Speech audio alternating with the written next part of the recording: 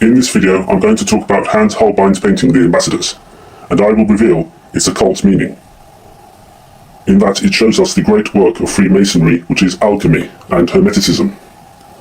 It is the quest for man to become God or united with God. Today we have the transhumanist movement. Hans Holbein was a painter from the Renaissance. The painting The Ambassadors was painted in 1533. He painted in the court of Henry VIII. He travelled extensively through Europe, and he painted the portrait of another man called Cornelius Agrippa. Cornelius Agrippa was one of the major alchemists and esoteric writers of the Renaissance, who wrote books on the Kabbalah and Hermes Trismegistus. Hermes Trismegistus is connected to Hermeticism and the Egyptian god Thoth, the messenger of the gods. And the doctrine of Hermes Trismegistus is as above, so below. We have that repeated in the Baphomet. The Baphomet was drawn by 19th century French occultist Eliphas Levi, who was a Kabbalist. Eliphas Levi came up with the doctrine, do what thou wilt be the whole of the law. This was copied by Aleister Crowley, who was also a Hermeticist. And Levi influenced Helena Blavatsky. Helena Blavatsky said that Hermes Trismegistus is the most important alchemical book in the occult.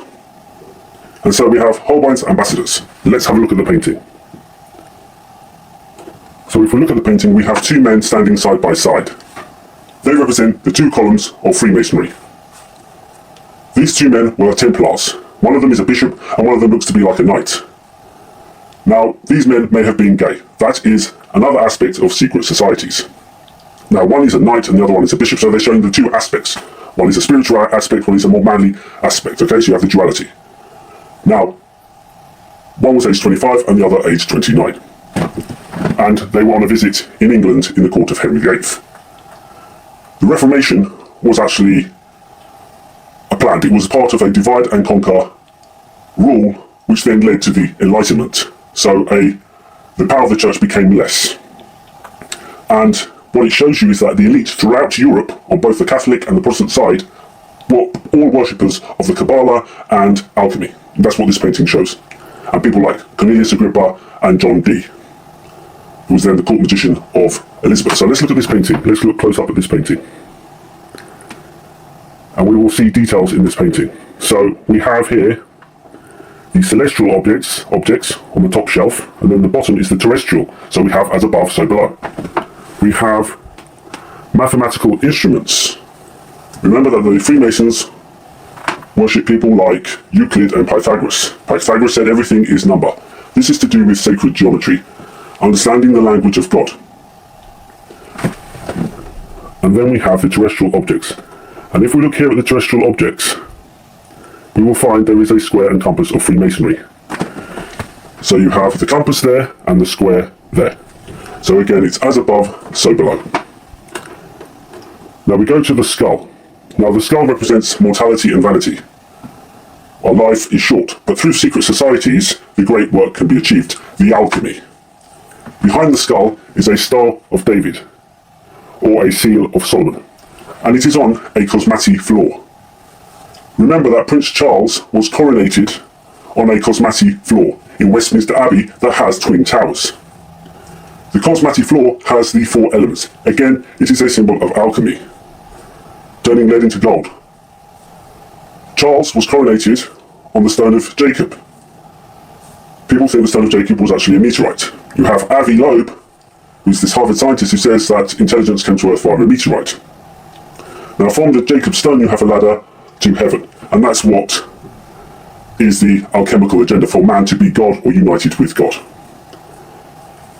Now you have the Seal of Solomon there, that six-sided star, and in the coronation you had Zadok the priest played, and Zadok the priest was the priest, the magician of the Temple of Solomon. And it was written by a Freemason called Handel. So it shows you that behind the scenes of politics is this alchemical dream which has been behind history. And you have alchemical symbols everywhere in culture, even on a football pitch. A football pitch with the centre circle and the dot represents alchemy, which I've shown in my videos.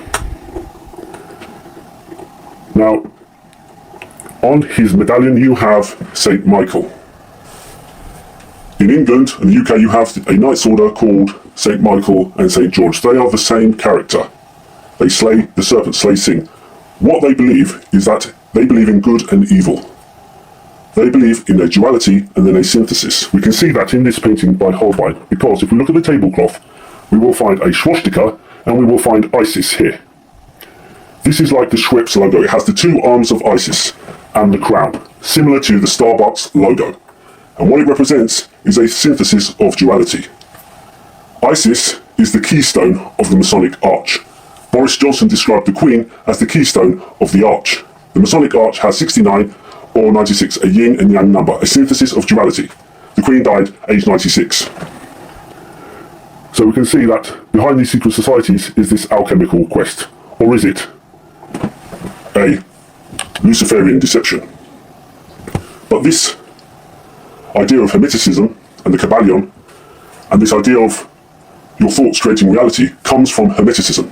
And this is being made popular by the truth movement. They control both sides, both the evil and both the opposite side, in what they will then try to achieve, which is a synthesis. So you have Christ hidden behind the veil. In Freemasonry, when you join it, they say you will see what's behind the veil. Christ was crucified at 33. 33 is the highest order of Freemasonry. Was Holbein saying that these two men were forgetting Christ in this painting? So I've shown how this painting represents the alchemical work. Now the two men actually represent the Masonic pillars. And you have the Seal of Solomon here. And this is represented in images of Freemasonry. So the two columns and the square and compass represents a hexagram. You have the ladder to heaven showing you the alchemical great work, the synthesis of the two to become God or to become one with God. We have the transhumanist movement.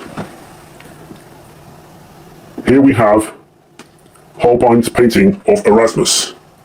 And you'll see in the top corner you have Isis, the two-armed goddess, just like in the Isis, in the Starbucks logo. It represents Isis. You also have, so I'm not making this up. And it was Erasmus who took a more rational approach to religion, which then created the fertile ground for the Enlightenment, the search of light, Lucifer. So here we have, again, Masonic representations of the two columns and then the Seal of Solomon. And that is what's represented in Holbein's ambassadors. We can see this also in Madame Blavatsky's Theosophy movement, where you have the swastika and the Seal of Solomon, just like in the painting of Holbein.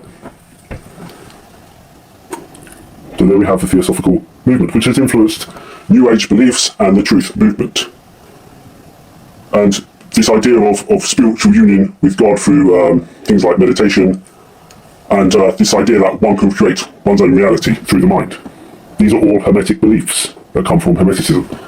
And Cornelius Agrippa, who Holbein painted, was the chief esotericist of the Renaissance, who wrote about Hermes Trismegistus and the Kabbalah. You also had people like the Medici bankers, Jacob Medici, who collected Kabbalistic books. You also had another banker called Jacob Fugger, who was buried, and where he was buried, it has like a Rosicrucian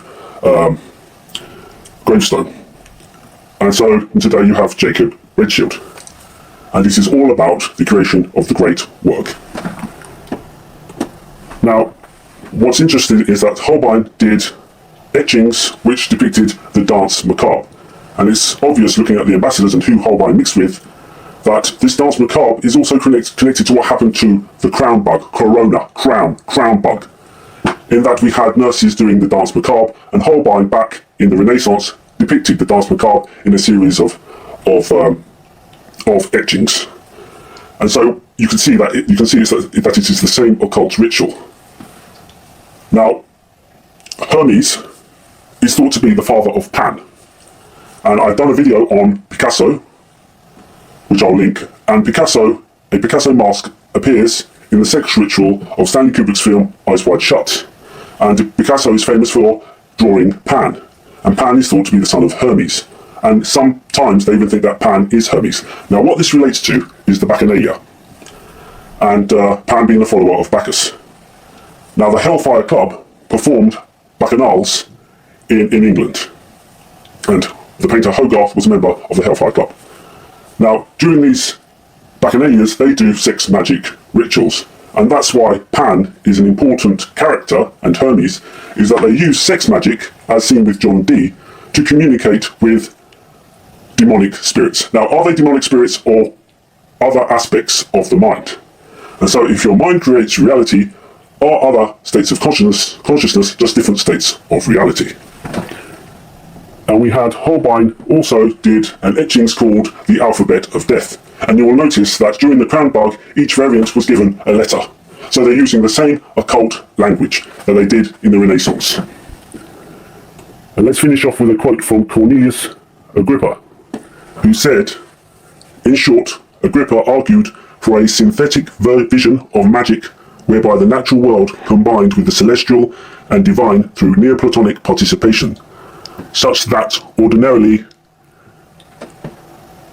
illicit natural magic was in fact validated by a kind of demonic magic sourced ultimately from God.